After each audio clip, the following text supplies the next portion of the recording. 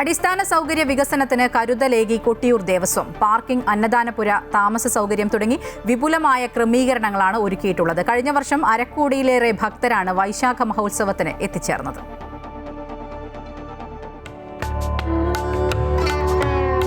ദക്ഷിണ കാശി എന്നറിയപ്പെടുന്ന കൊട്ടിയൂരിൽ കഴിഞ്ഞ വർഷങ്ങളിൽ കനത്ത ഭക്തജനത്തിരക്കാണ് ഉണ്ടായത്. ആവശ്യത്തിന് വാഹന പാർക്കിംഗ് ഇല്ലാത്തതും അടിസ്ഥാന സൗകര്യങ്ങളിലെ അപര്യാപ്തതയും ഭക്തജനങ്ങൾക്ക് വലിയ പ്രതിസന്ധിയായി. ഇത് കണക്കിലെടുത്ത് വിപുലമായ ക്രമീകരണങ്ങളാണ് കൊട്ടിയൂർ ദേവസ്വം ഇത്തവണ ഒരുക്കിയിട്ടുള്ളത്. 12 കോടി രൂപയുടെ നവീകരണ പ്രവർത്തനങ്ങൾ ഇതിനോടകം തന്നെ പൂർത്തീകരിച്ചിട്ടുണ്ട്.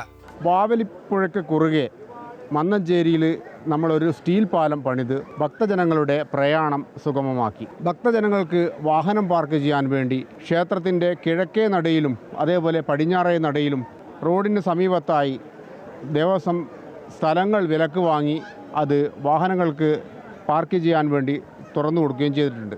ആയിരക്കണക്കിന് ഭക്തജനങ്ങൾ ഒരുമിച്ച് വന്നാലും അന്നപ്രസാദം സ്വീകരിച്ച് ഇവിടെ നിന്ന് എളുപ്പം മടങ്ങാൻ വേണ്ടി ഒരു വിശാലമായ ഒരു അന്നദാനശാല അക്കരെ ക്ഷേത്ര സന്നിധിയിൽ പണി കഴിപ്പിച്ചിട്ടുണ്ട്. ക്ഷേത്രത്തിൽ എത്തിച്ചേർന്ന മുഴുവൻ ഭക്തജനങ്ങൾക്കും ക്യൂ ബാരിക്കേഡ് നിന്ന് മഴ നനയാതെ ക്യൂ ബാരിക്കേഡിനുള്ളിൽ നിന്ന് കൊണ്ട് ക്ഷേത്ര ദർശനം നടത്താനും അതേപോലെ അവർ നിൽക്കുന്ന പ്രതലം കരിങ്കൽ പാളി വിരിച്ച് ക്രമീകരിക്കാനും കഴിഞ്ഞിട്ടുണ്ട്. പാലങ്ങൾ, പാർക്കിംഗ് സൗകര്യം, അന്നദാനശാല, കരിങ്കൽ പാകിയുള്ള നവീകരണ പ്രവർത്തനങ്ങൾ എന്നിവയ്ക്കാണ് മുൻഗണന നൽകിയത്.